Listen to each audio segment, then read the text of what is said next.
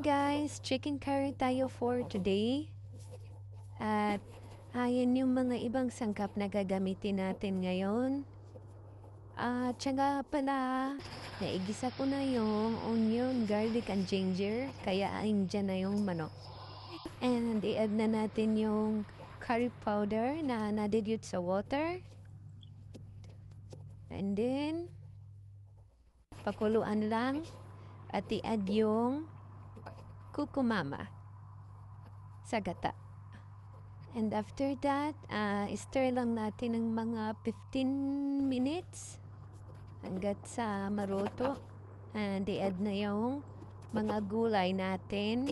Panghuli naman yung bell pepper. Yan, lalagay na yung bell pepper.